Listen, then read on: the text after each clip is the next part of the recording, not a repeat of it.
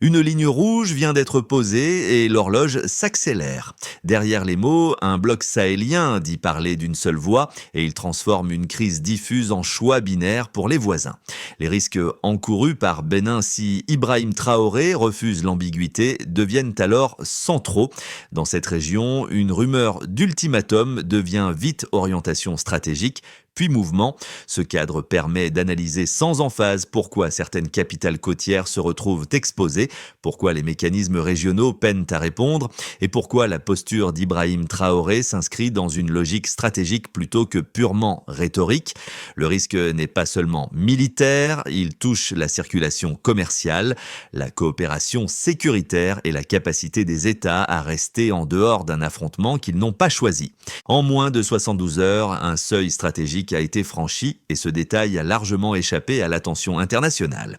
Pour la première fois depuis les coups d'État successifs au Sahel, une alliance militaire affirme explicitement qu'une menace perçue contre l'un de ses membres déclenchera une réponse collective immédiate sans médiation préalable.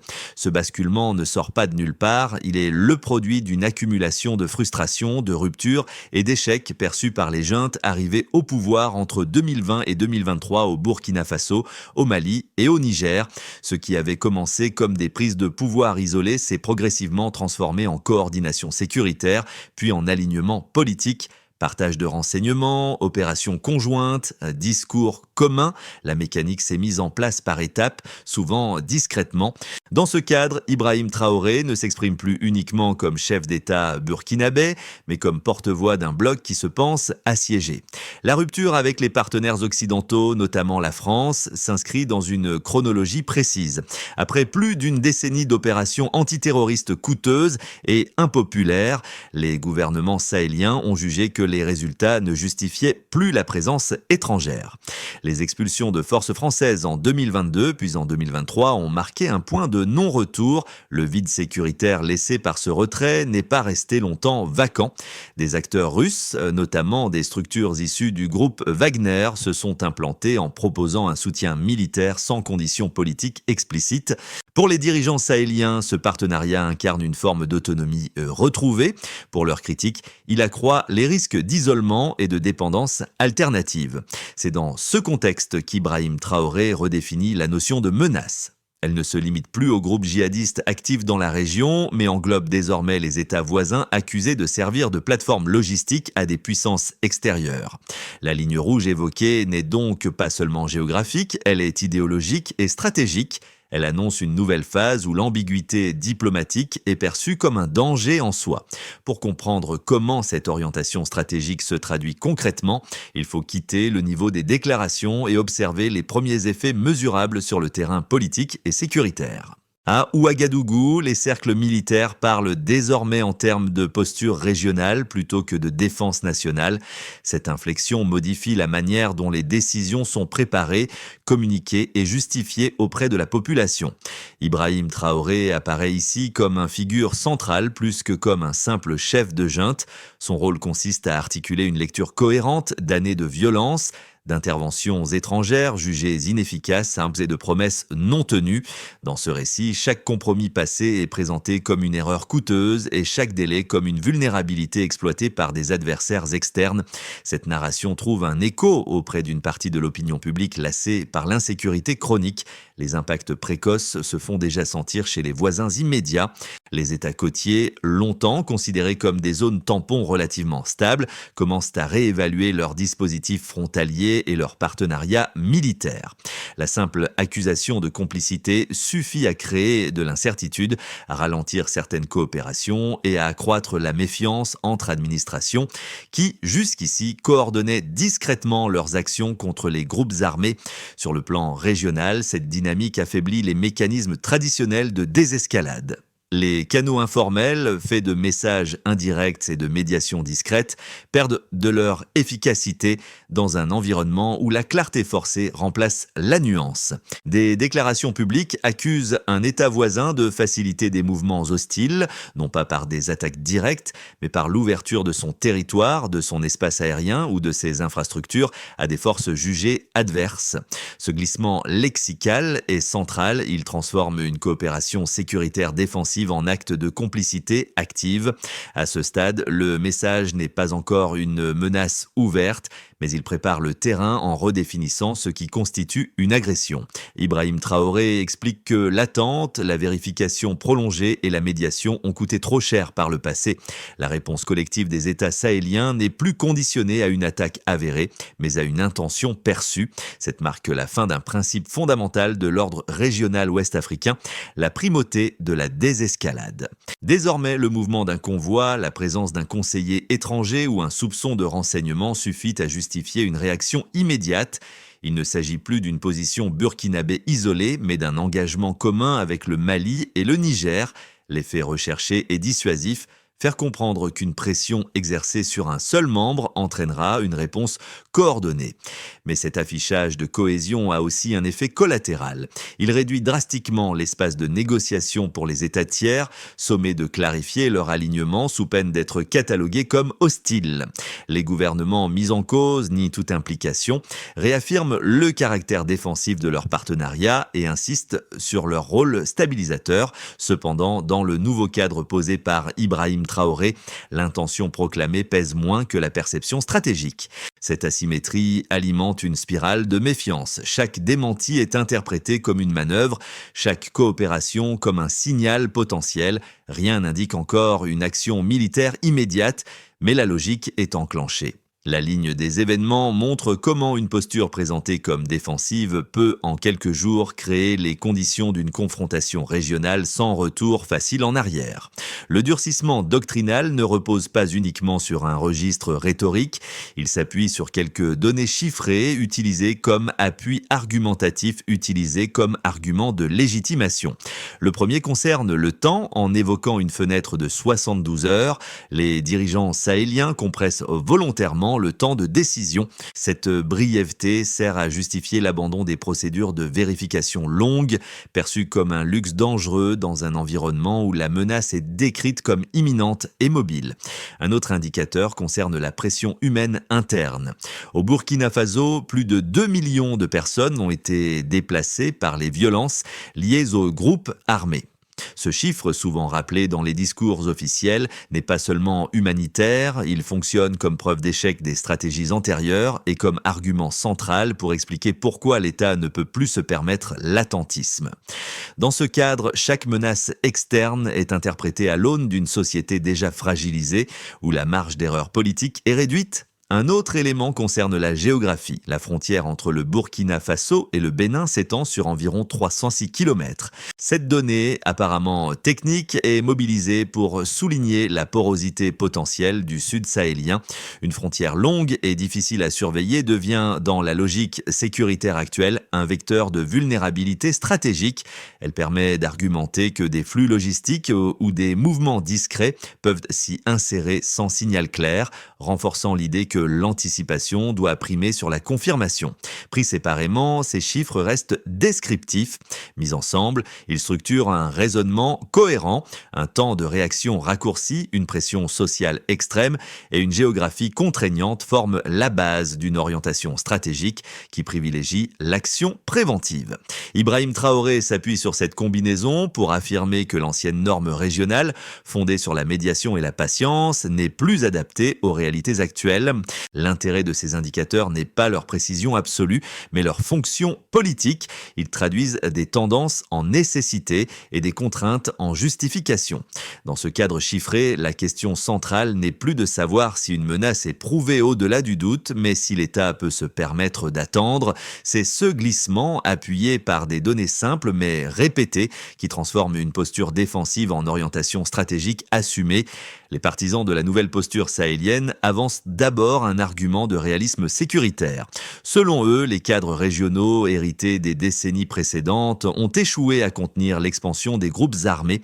La médiation prolongée, les enquêtes conjointes et les mécanismes de confiance auraient offert du temps et de l'espace à des acteurs hostiles pour s'adapter. Dans cette lecture, une orientation stratégique préemptive n'est pas un choix idéologique, mais une correction pragmatique face à un environnement où la surprise stratégique diplomatique est devenu la norme. Un second argument insiste sur la souveraineté politique. Les dirigeants sahéliens affirment que la présence de forces étrangères dans les pays voisins, même sous mandat défensif, crée un déséquilibre structurel. Ces partenariats extérieurs seraient interprétés comme des extensions indirectes d'influence, capables de peser sur les équilibres internes du Sahel sans en assumer les coûts humains. Dans ce cadre, forcer les États voisins à clarifier leur position serait présenté comme un moyen de rétablir une transparence régionale jugée indispensable à la stabilité. Face à ces thèses, les critiques formulent une réfutation fondée sur les risques systémiques. Ils soulignent que l'abaissement du seuil de conflit augmente mécaniquement la probabilité d'erreur de calcul, une information incomplète, un mouvement mal interprété ou une provocation délibérée peuvent désormais déclencher une réponse armée difficilement réversible. Là où la médiation offrait des amortisseurs, l'orientation stratégique actuelle réduit les marges de correction. Les opposants mettent également en avant l'effet d'isolement progressif. En rejetant les cadres régionaux existants et en imposant une logique binaire d'alignement, le bloc sahélien risque de se couper de partenaires économiques et diplomatiques essentiels. Cette fermeture peut renforcer la cohésion interne à court terme, mais elle fragilise la capacité à gérer les crises humanitaires et financières déjà aiguës. C'est ici que la position d'Ibrahim Traoré cristallise le débat. Sa stratégie apparaît cohérente au regard des échecs passés, mais elle repose sur une hypothèse exigeante, la capacité à distinguer rapidement les menaces réelles des signaux ambigus. Si cette distinction échoue, la force de dissuasion pourrait se transformer en facteur d'instabilité, inversant précisément l'objectif affiché de sécurité collective. Ce basculement marque plus qu'un durcissement du ton, il révèle un changement de cadre mental au sein de l'alliance sahélienne. Jusqu'ici, la posture se présentait comme une réponse circonstancielle à des menaces multiples et diffuses. Désormais, elle s'affiche comme une règle structurante appelée à s'appliquer de manière systématique. La sécurité n'est plus pensée comme un équilibre négocié, mais comme un espace à contrôler par anticipation. Dans cette logique, Ibrahim Traoré ne cherche pas seulement à intimider un voisin précis, il teste la solidité d'un principe, forcer l'environnement régional à s'adapter à la nouvelle norme sahélienne plutôt que l'inverse. Le message implicite est que toute relation ambiguë avec des puissances extérieures sera interprétée comme un risque, indépendamment des intentions déclarées. Cette lecture transforme des choix diplomatiques ordinaires en signaux stratégiques lourds. La révélation tient aussi à la temporalité. En réduisant l'horizon de décision à quelques heures ou quelques jours, la orientation stratégique rend obsolètes les mécanismes de consultation lente. Les institutions régionales, déjà affaiblies, se retrouvent hors tempo. Elles ne sont plus en mesure d'intervenir avant que les lignes rouges ne soient activées.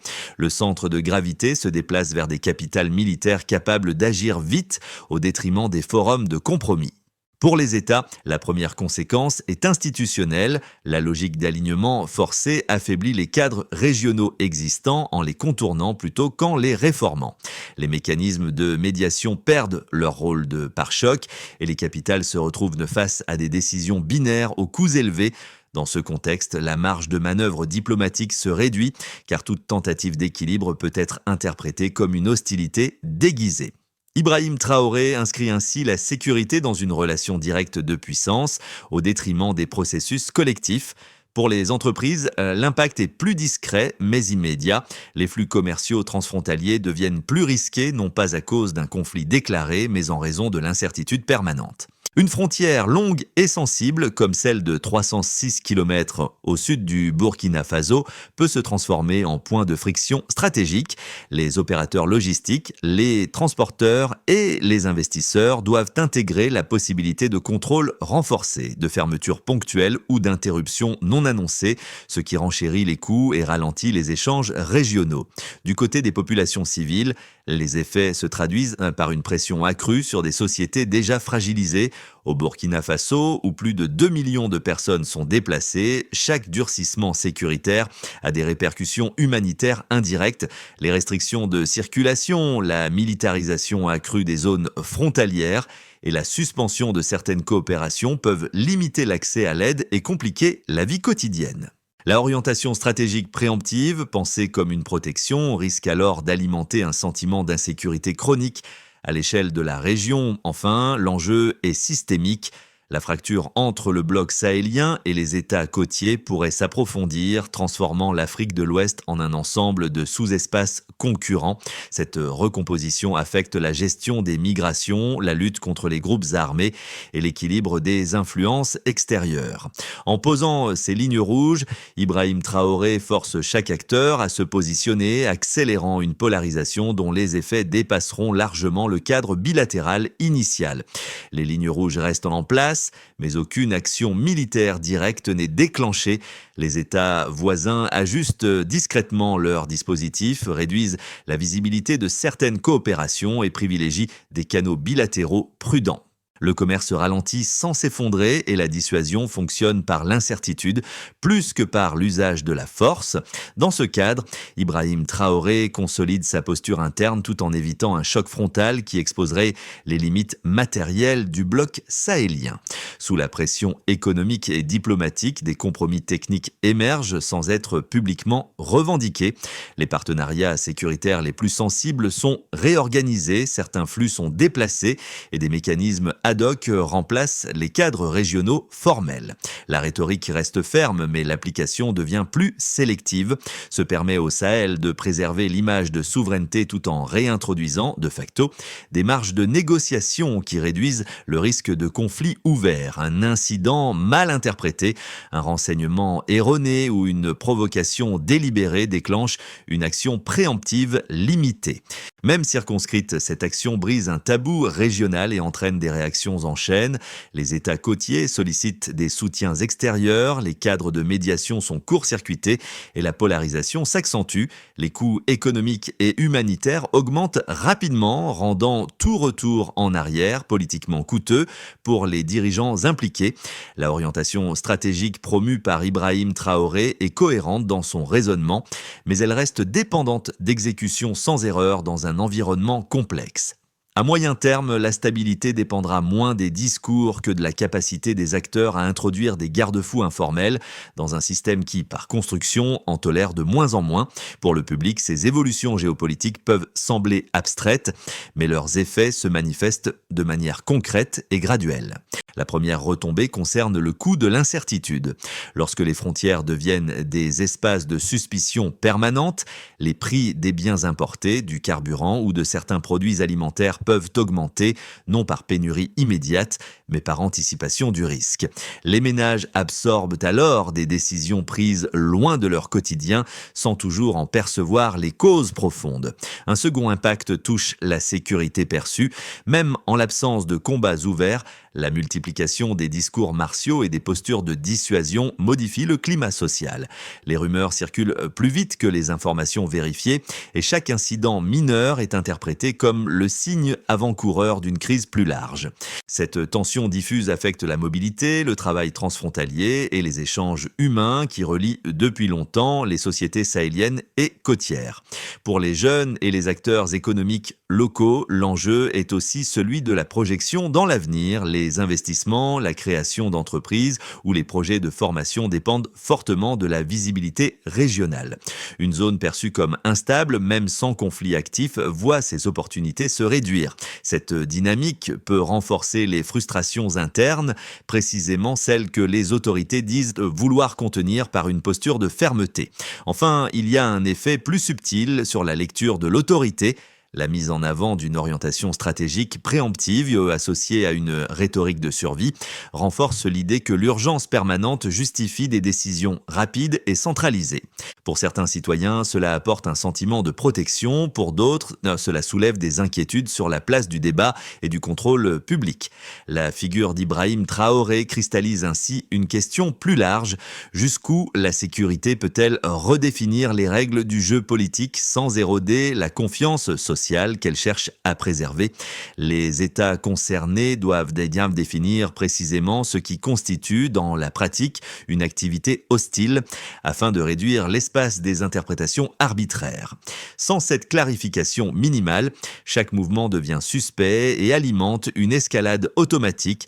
Ibrahim Traoré insiste sur la clarté politique, mais celle-ci doit aussi s'appliquer aux critères d'action. Si la orientation stratégique actuelle comprime les délais de décision, elle doit intégrer des mécanismes d'alerte gradués. Des canaux techniques, discrets et rapides peuvent permettre de signaler un incident avant qu'il ne soit interprété comme une agression délibérée. Cette couche intermédiaire n'annule pas la posture de fermeté, mais elle limite le risque de déclenchement fondé sur une information incomplète. Même affaiblis, certains cadres de concertation peuvent être réinvestis de manière fonctionnelle, sans retour à la médiation classique. Il s'agit moins de négocier des compromis politiques que de coordonner des procédures de désescalade. Cette approche permet de préserver une marge de manœuvre collective sans remettre en cause la souveraineté revendiquée par le bloc sahélien. Toute orientation stratégique durable nécessite des indicateurs de suivi, évolution des incidents frontaliers, impact sur les flux commerciaux, perception sécuritaire des populations. Sans ces repères, la stratégie risque de se figer dans une logique d'affirmation permanente, déconnectée de ses résultats concrets. Elle consiste à maintenir un récit cohérent entre sécurité et gouvernance. Ibrahim Traoré fonde sa légitimité sur la protection et la rupture avec l'inefficacité passée.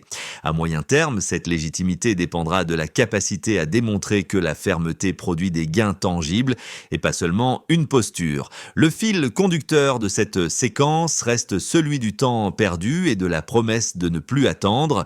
Au début, il s'agissait d'une ligne rouge tracée sur une carte et dans les discours. À ce stade, elle est devenue un élément mental qui structure les choix politiques, sécuritaires et diplomatiques.